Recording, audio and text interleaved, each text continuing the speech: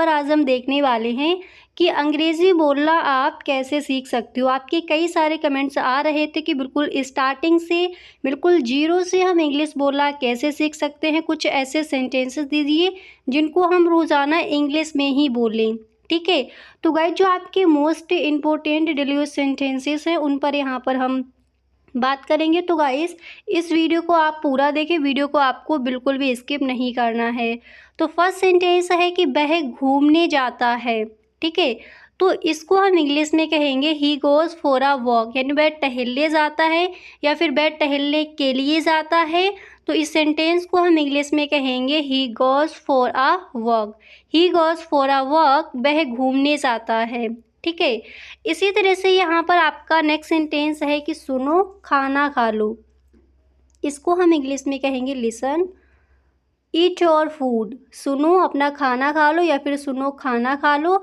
तो इसको हम इंग्लिश में कहेंगे listen eat your food, listen eat your food, listen eat your food. Her sentence को गाइस साथ ही साथ आप बोलते चलिए ताकि जब तक वीडियो एंड हो काफ़ी सारे सेंटेंसेस यहीं पर आपको याद हो जाएं, ठीक है। तो जब भी कहना हो सुनो खाना खा लो, इसको आप इंग्लिश में कहोगे listen eat your food, listen eat your food, सुनो खाना खा लो। क्लियर। इसके बाद यहाँ पर आपका अगला सेंटेंस दिया गया है कि मैं खाना बना रही हूँ। तो इसको हम इंग्लिश में कहेंगे आई एम कुकिंग फूड या फिर आई एम कुकिंग फूड, ठीक है। मैं खाना बना रही हूँ, इंग्लिश में बोला जाएगा I am cooking food, I am cooking food. मैं खाना खा रही हूँ, आई एम ईटिंग फूड, ठीक है। इस तरह से, इसी तरह से यहाँ पर अगला सेंटेंस है जैसे आपको कहना हो आपने खाना खाया, ठीक है। आपने अपना खाना खाया या फिर आपने खाना खाया। तो इसको हम इंग्लिश में कहेंगे did you had your food, did you had your food. आपने खाना खाया, इंग्लिश में क्या बोला जाएगा did you had your food, did you had your food, ठीक है। इसके बाद यहाँ पर अगला सेंटेंस है जैसे आपको किसी से कहना है कि अब सोने का समय हो गया, अब सोने का समय हो गया। तो इसको हम इंग्लिश में कहेंगे it's time to go to bed, it's time to go to bed. अब सोने का समय हो गया। इस तरह के सेंटेंसेस अक्सर हम बोलते हैं और रोज़ाना इस सेंटेंस को आप बोलते हो तो इंग्लिश में कहोगे it's time to go to bed, it's time to go to bed. अब सोने का समय हो गया, ठीक है। इसके बाद नेक्स्ट है कि ज़्यादा देर तक जागना मत। तो इसको हम इंग्लिश में कहेंगे don't stay up too late, don't stay up too late. ज़्यादा देर तक जागना मत, ठीक है। इंग्लिश में क्या बोला जाएगा don't stay up too late, don't stay up too late. ज़्यादा देर तक जागना मत। क्लियर। इसी तरह से यहाँ पर अगला सेंटेंस क्या है उसको देखते हैं। तो इसको इंग्लिश में बोला जाएगा don't stay up too late. Clear. Next है कि कल रात मुझे एक सपना आया। अक्सर इस तरह के सेंटेंसेस आप बोलते होगे।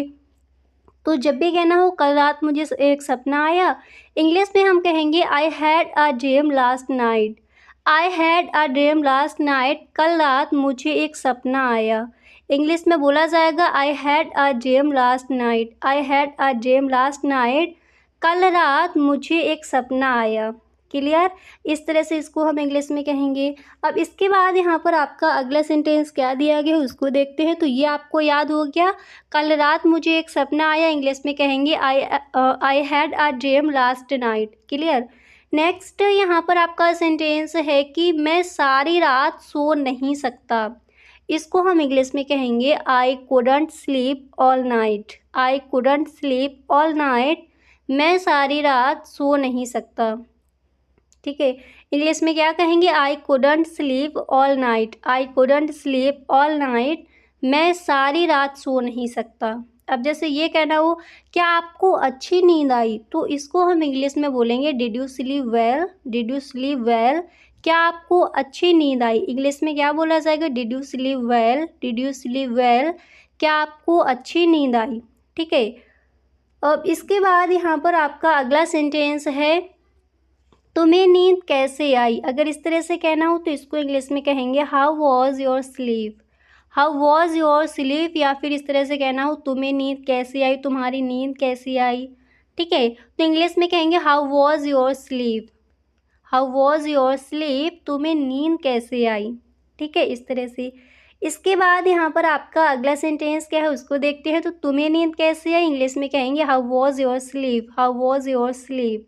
ठीक है, अब नेक्स्ट यहाँ पर है कि तुम कौन से स्कूल में थे, तो इसको हम इंग्लिश में कहेंगे what school did you attend. ठीक है, तुम कौन से स्कूल में थे, तो इसको इंग्लिश में बोला जाएगा what school did you attend, तुम कौन से स्कूल में थे।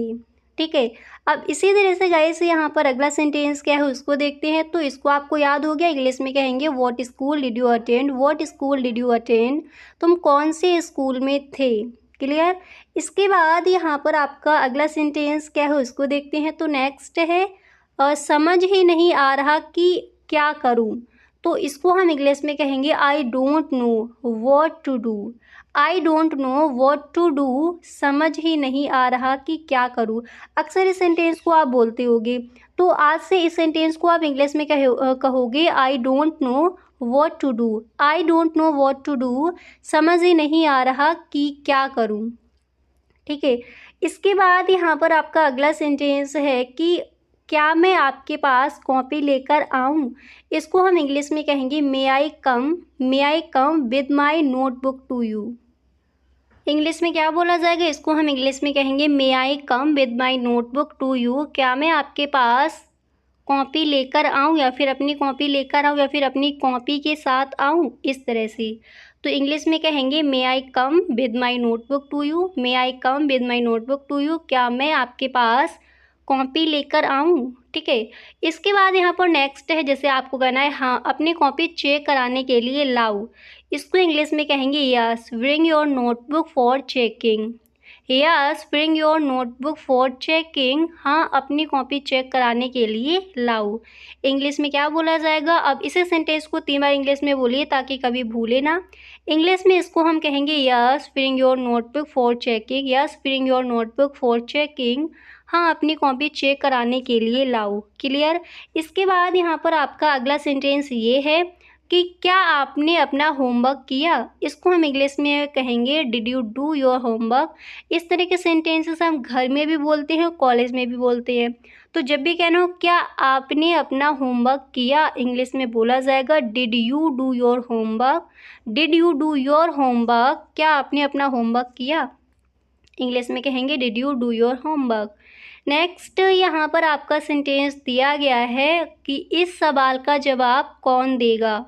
अक्सर इस तरह के सेंटेंसेस घर में भी हम बोलते हैं, तो इंग्लिश में कहेंगे who will answer this question, who will answer this question, इस सवाल का जवाब कौन देगा। इंग्लिश में क्या कहेंगे who will answer this question, who will answer this question, इस सवाल का जवाब कौन देगा।